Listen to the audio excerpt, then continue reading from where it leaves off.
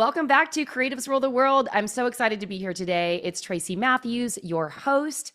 Wow, we have been having a blast in the Obsessed Sales Challenge. I'm actually recording this the night before this podcast is supposed to go live. So no judgment here, doing things in real time. But I wanted to share some of the fun things that we've been talking about in this challenge because I have, for the past 14 years or so, I've been supporting and coaching creatives and helping thousands of people build successful, thriving brands. And I've noticed something different between the ones who become highly successful, meaning they have a sustainable business that keeps making money, their sales continue to go up year over year. And just like any business, we might have dips here and there, but their business is consistently growing, right? Versus those who have a hard time, they're spiraling with inconsistent sales, they're struggling to get their business off the ground. And I posted something a little bit controversial on my personal Instagram feed the other day, or actually today. When this goes live, it will be the other day. And the concept is this, that coaching is dead, or the old way of coaching is dead. And I'm saying this because as someone who's been coaching for so long, who also hires a coach to coach them, I know that the old way of coaching is not working anymore. And here's the reason why. People feel like they can go to a tool like ChatGPT to answer all of their coaching questions. Actually, people have gotten really lazy in a way because they're outsourcing their brain sometimes to AI. So I think that we have this epidemic happening, and partially it's because of AI.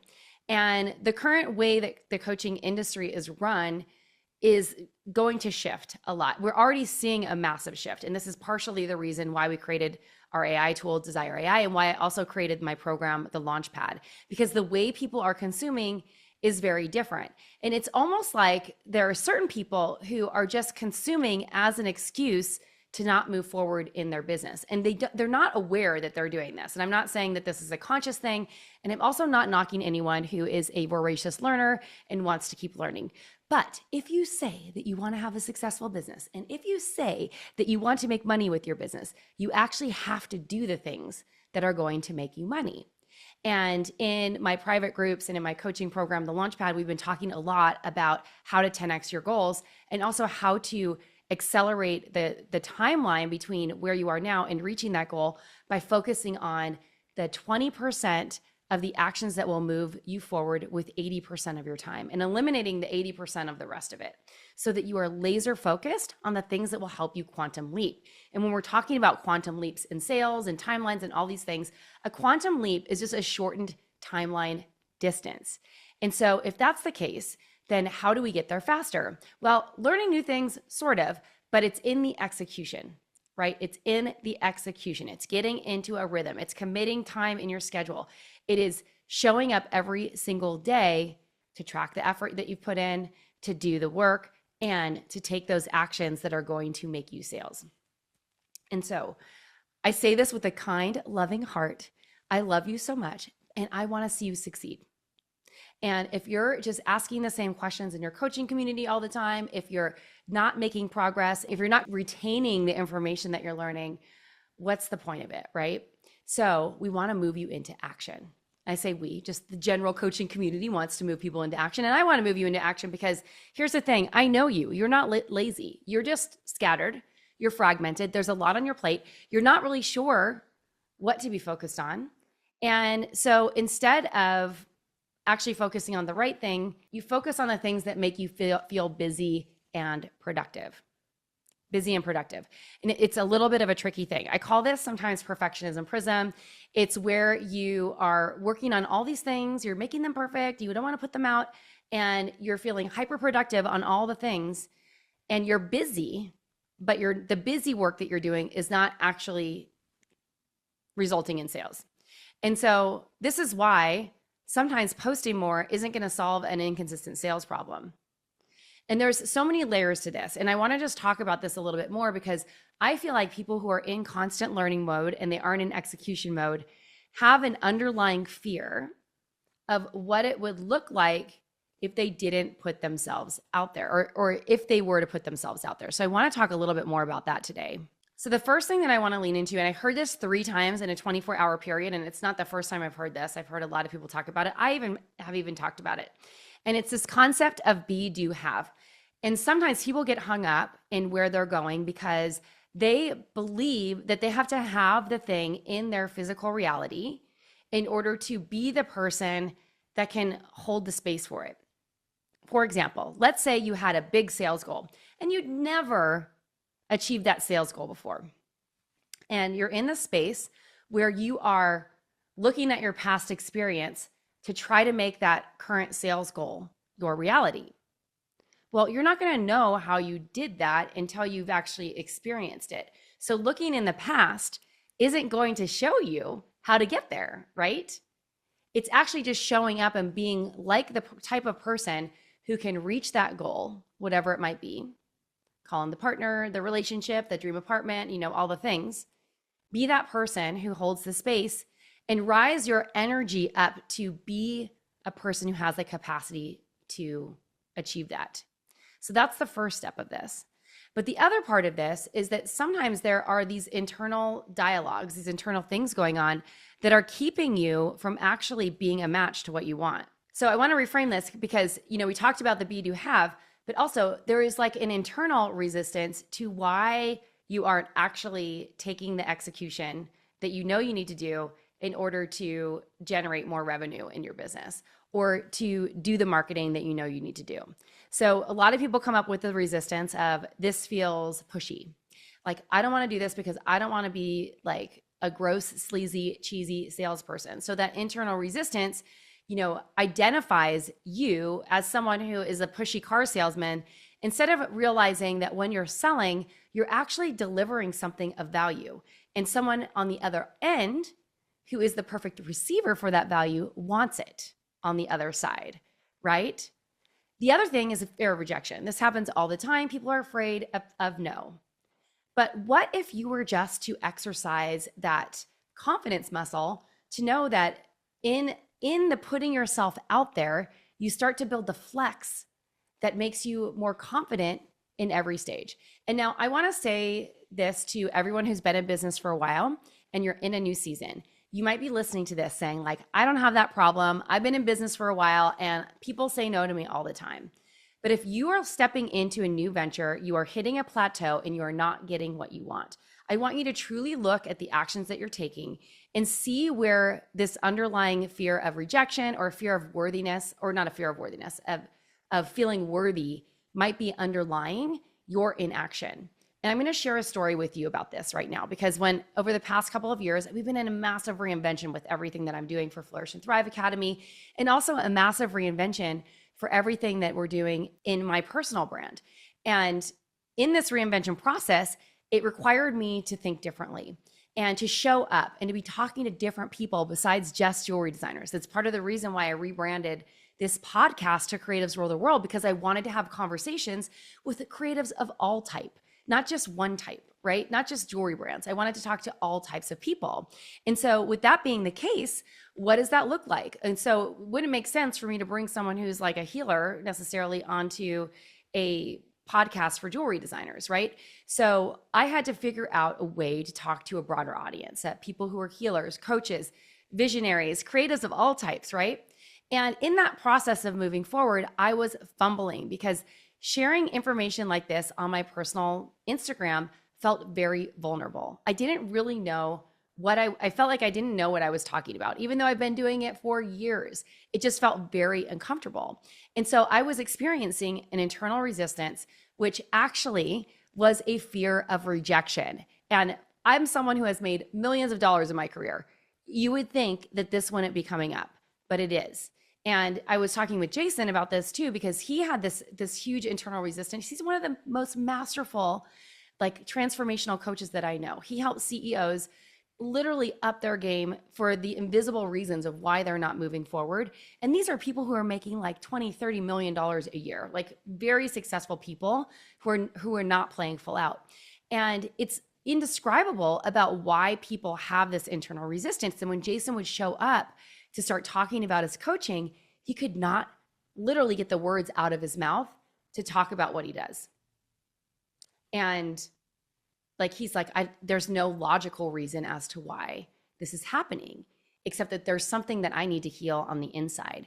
And so sometimes it's not very logical. Now, there's some other reasons why willpower alone won't work. Sometimes you feel like you don't know what to say, and then it feels very uncomfortable when you're stumbling on your words and you don't have a clear message and you don't know exactly who you're speaking to or how to share your message or your story or your messaging and all these things in a way that gets people to listen, lean in, and say, that's so me, right?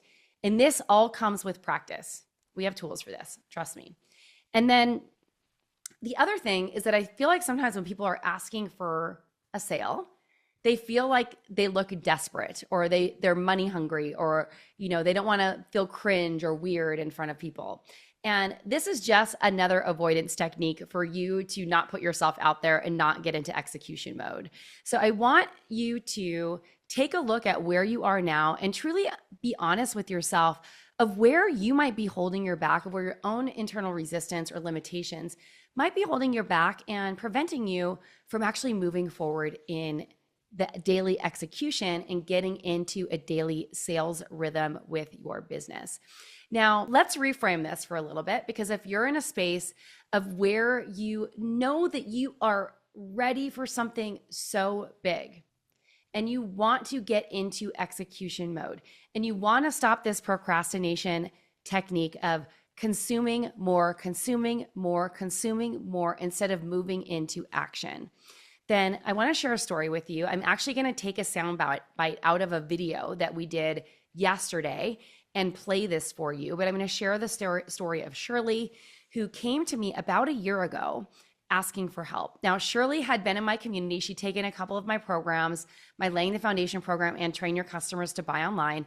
She lives in South Africa, and the exchange rate for South African rand to US dollar is 1 to 20, meaning the investment for her is 20 times more than paying in US dollars. And I'm mentioning this because she came to us for several programs. So the woman is investing a significant amount of money in her education. Now, when she came to me, she's like, Tracy, I know what to do, but there's something blocking me. And I feel like I'm in my 50s now. If I don't do it now, then when? When am I going to do this? And I feel like I'm just my own worst enemy and I need to get out of my own way. And so she decided to join me for one of my programs. I worked with her for the last year. She joined one of my programs and then came along for the extension program. And something really remarkable happened. In the beginning, she was working as a manufacturing jeweler, as she calls it. And she was basically taking in products for other people and like doing repairs or creating the custom piece that they wanted, not something that she actually wanted to design. And she had this big vision of creating a jewelry line and also opening up an airport store and sponsoring, these South African artists and helping really raise up the economy with this certain segment of society who were these emerging jewelers who were being trained. And she didn't know how to get there. Her vision felt so big that she kept squashing it down because she felt very uncomfortable about it. Her vision felt so big that she's like, how can I actually do this? And so instead of continuing squashing it down, she actually leaned in and she decided to overcome her fear. She got very clear and committed to what she wanted. And she just let things unfold. She just let things open up. And guess what started happening for her? Well, she was confronted, that's true. And she had to move through a lot of her own shit. Excuse my language, but that's the truth. But on the other side, some miracles started happening. And in a very short period of time, things started opening up for her. I'm gonna let her share this in her own words, but I wanna share this with you because this is the power of what happens when you set a vision, you are clear, and you also work with someone who is here to support you on your journey. And so fast forward 9 months later, she has the opportunity to open up a retail location in the best safari lodge in South Africa that charges like $7,000 a night for a room. Like super expensive, very wealthy clients. And within that, she is also mentoring these jewelers that she wanted to mentor. And in all of this, the crazy part of it is this. She knew that she wanted to do these things. The outcome was maybe a little bit different than she expected because she was thinking she would open up airport stores. But she's like, this is actually so much better than I ever expected because it suits my lifestyle more and everything is opening up. And one of her friends even said, like, it sounds like you're on like a winning streak right now. And she is. And so I'm going to actually cut the clip where she talked about this from the video from yesterday from the Obsessed Sales Challenge and drop it in this podcast episode. I just knew that I wanted to work with Tracy, and this was such a wonderful opportunity because Tracy was doing live trainings every week. So we really had access to her genius, and she spent a lot of time focused on each of us. So, it was just the most incredible thing, and it has fundamentally changed me internally. I'm just wired differently. I live a very simple, hermetic life, and I just decided, okay, if I'm going to be paying for this course, I'm going to take advantage of absolutely every guest speaker that comes on, and I'm going to do all the things that are so outside of my comfort zone. And there were really enormous shifts that happened because I had that attitude. And in the space of a year, because I repeated the art of reinvention, I have opened a new store at one of the most high-end game lodges in South Africa. I'm a jeweler by trade. I had Miss South Africa coming into the store, and she and I are now going to do a collaboration. I met with her last week, and it's just like this whole venture has felt charmed. And it's so interesting because somebody said to me the other day, God, you're on such a winning streak. And it's true. It's like, because I expect things to turn out a certain way, and because I believe it's possible, they happen.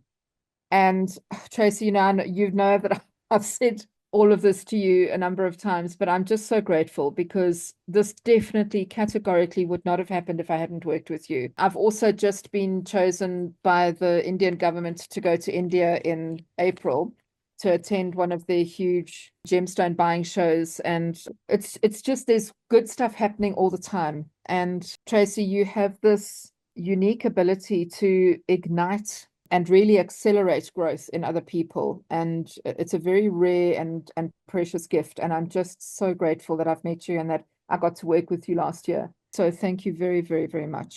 And so Shirley's story is so inspiring. And what I want to share with you is this, is that reaching your goal and getting to that daily place where you are calling in the energy of the person who already has what you desire, the big vision, right?